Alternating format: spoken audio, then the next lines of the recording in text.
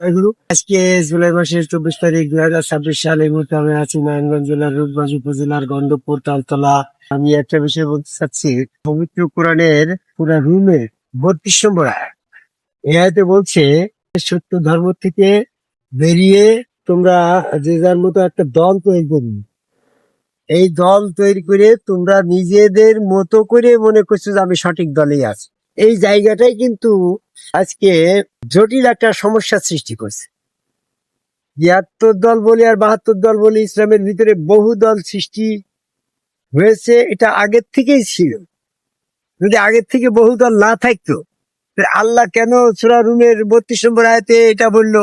আমরা হয়তো মনে করছি যে বর্তমানে হয়তো বিভ্রান্তি পড়ে বহু দল ধর্মের ভিতরে আসছে, কিন্তু যখন আয়াতটা নাজিল হয়েছে তখন নিশ্চয়ই ওই রকম বহু দলে বিভক্ত হয়েছিল মানুষ, তাই তো আল্লাহ এই আয়াত দিয়েছে। তৎকালীন সময় নবী মুহাম্মদ সাল্লাল্লাহু আলাইহি ওয়াসাল্লামের ওই পিরিয়ডটাইও মানুষ বহু দলে বিভক্ত হয়ে যে যার দল সঠিক মনে করে তারা নিজেদের ধর্মের ভিতরে দাঁড়িয়ে থাকতো, কোরআনের আয়াতটাকেও তারা উপেক্ষা করত। জি, আজকের বর্তমান সমাজে আমি দেখছি, যেমন এই তাবলিগ আলা জামাত ইসলাম চরমুনা ফুরফুরা মানিকগঞ্জ আটটি হিজবুত তাহরীর হেফাজত ইসলাম কাদিয়ানী টুপি পাগড়ি জুব্বা দ্বারা মস্কাটা যত সব আদম সিজদা বিরোধী কাফের দল।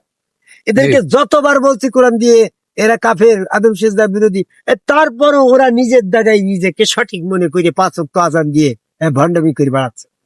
5 ওয়াক্তের আযানের কথা তো কোরআনে নাই, তো বারবার বলার পরও তো তুমি আযান দিয়েই যাচ্ছে। আমাদের সময় আযান দেওয়ার কথা কি কোরআনে আছে না? কোরআন মোতাবেক দিনী ব্যবস্থাপনার ভিতরে যারা ফয়সালা করে না তারা জালেম ফাসেক কাফের। সূরা মাইদার 44-45 নম্বর 47 নম্বর আয়াত।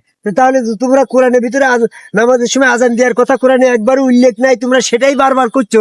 তো তাহলে কোরআনের বিরুদ্ধে তোমরা সেই কাজটা বারবার করার চেষ্টা করছো নাকি? বরং আমি কোরআন গবেষণা করে দেখলাম, সূরা বনী ইসরাঈলের 110 নম্বর আয়াতে বলছে, না তার জাহিরু বি সালাতিকা, তোমাদের সালাতকে জাহির করো না। এখানে জাহির করতে নিষেধ করছে, আর তুমি বারে বারে এরকম ভাবে আজান দিয়ে জাহির করি বারে। মূর্খের দল কোথাকার। সূরা আরাফের 170 নম্বর আয়াতে এদেরকে মূর্খ বলা হয়েছে। তো আমি মনে করি যে টুপি পাগড়ি জুব্বার কথাও কোরআনে নেই। ভণ্ডামি করে টুপি পাগড়ি জুব্বা মাথায় দিয়ে একবার ফেটা বাইন্দে পাগড়ি বাইন্দে মনে করছে আমি বড় ধরনের একটা আলেম হয়ে গেছি। আরে মূর্খ, কোরআনের কিছু তোমার ভিতরে নাই, তুমি কি করে দিনী লেবাস ধারণ করো, নবীর লেবাস ধারণ করো? এইগুলা যতবার বলছি, তারা এটারে কর্ণপাত করছে না, তারা শুনবেও না, বুঝবে না। সূরা বাকারা 6 নম্বর আয়াতে বলবে, ইন্নাল্লাযিনা কাফারু, যারা কাফের হয়ে গেছে, তাদেরকে সতর্ক করা না করা উভয় সময়। তাদের কর্ণ আছে, শুনবে না, দেল আছে, অন্তর আছে, বুঝবে না। এই ধরনের বর্তমান সমাজের এই যতগুলা দল আদম সেজদা বিরোধী, আদম সেজদা ছাড়া কোন দল এই ধর্মের জন্য প্রতিষ্ঠিত নাই, সেটা কোরআন ভিত্তিক সঠিক হবে না। এতবার বলার পরও তারা তাদের ওই নিজের আদম সেজদা বিরোধী পথের ভিতরেই আছে, ও মনে করছে আমারটাই সঠিক। আরে চুল দাড়ি মোস গোপালা আদম সেজদার দলটা হচ্ছে বাতিল। আরে মূর্খ, এই যে কোরআন থেকে যদি তোমার ধর্মই করা লাগবে, কোরআনের মোতাবেক ধর্ম করতে তোমার বাধা দেয় কিসে?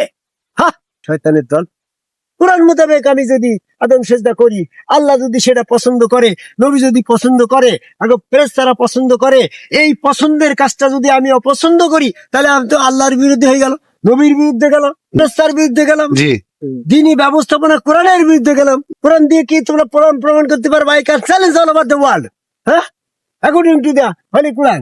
কোরআন মোতাবেক আমি চ্যালেঞ্জ করলাম, আদম সেজদা বহির্ভূত কোনো ধর্ম পৃথিবীতে থাকতে পারে না, সেটা থাকলে সেটা ইবলিসের।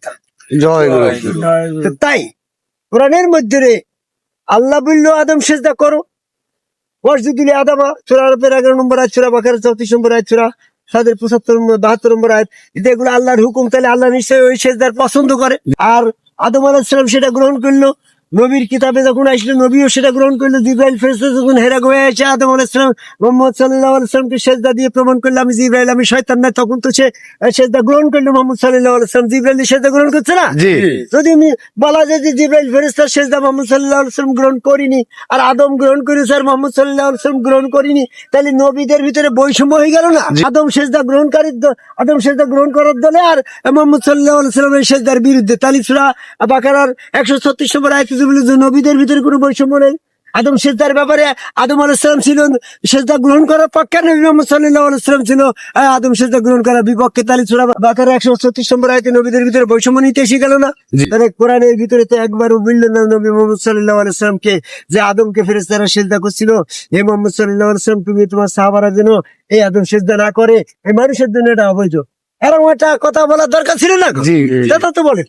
তাহলে আমি যেটা সর্বসাকুল সূরা রুমের 30 নম্বর আয়াতে বলছে যে আল্লাহ পাকের সঠিক দিনের পরে প্রতিষ্ঠিত থাকো। সে আল্লাহ পাকের সঠিক দিন কি? সেই সঠিক দিনটা হচ্ছে আল্লাহ পাকের গুণ ফিতরাত দিয়ে মানব তৈরি করেছে, আর সেই গুণ ফিতরাত দিয়ে মানব তৈরি করেছে ভিতরে আল্লাহর রূহ, আল্লাহর আকৃতি, আল্লাহর খেলাফত, 3 তত্ত্বের কারণে সেখানে সেজদা ভক্তি হয়েছে। এই সেজদা ভক্তি থেকে যারা আদম সেজদা থেকে বিরুদ্ধে চলে যায়, বিভিন্ন দল ভাগ করেছে, তারা মনে করছে আমরা এই টুপি বাগরিজু বা মুসকাটা অবস্থায় আদম সেজদা বিরোধী করে আমরা মনে হয় সঠিক দলে আছি। আরে মূর্খ, এর যদি সঠিক হইতো তাহলে কোরআনে আদম সেজদার কথা কেন আসলো? এই জন্য আমি আর বেশি কিছু বলতে চাচ্ছিলাম, আমি বারবার বলেছি, তারপরও বলি। আজকের আলোচ্য বিষয় হচ্ছে যে তুমি তোমার ধর্মকে সঠিক হয়েছে কিনা তা জাস্টিফাই করে নিবা কোরআন দিয়ে। তামাসাকু বিল কোরআন, কোরআনের ছাকুনিটি তুমি ছেঁকে দাও। যে তোমার যত কিছু আযান দিয়া 5 ওয়াক্ত নামাজ পড়া, 33 বার সুবহানাল্লাহ বলে এত কোটি সওয়াব হবে, সমস্ত ভ্রান্তি কথা, এই ভ্রান্তি কথা পরিত্যাগ করে আদম কবে সেজদা করে একজন সমগ্র রাসূলের কাছে বায়াত গ্রহণ করে ওই হাত আল্লাহর পর আল্লাহ চেয়ার আল্লাহর ভিতরে স্বয়ং আল্লাহ সেজদা ভক্তি করলে ওই সুরতে আল্লাহ পাকের দর্শন হবে, নবীর দলে আল্লাহর দলে থাকবা। এই প্রত্যাশার আহ্বান করি আদম সেজদা সমস্ত আদম সেজদা বিরোধী দল পরিত্যাগ করে কোরআনের বিরোধী মন গড়া হাদিসের দল পরিত্যাগ করে নিজেকে কোরআন ভিত্তিক দলে প্রতিষ্ঠিত করো। সূরা 47 নম্বর আয়াতে বলছে সেই দিবস আসার পূর্বে তুমি আল্লাহর আহ্বানে সাড়া দাও।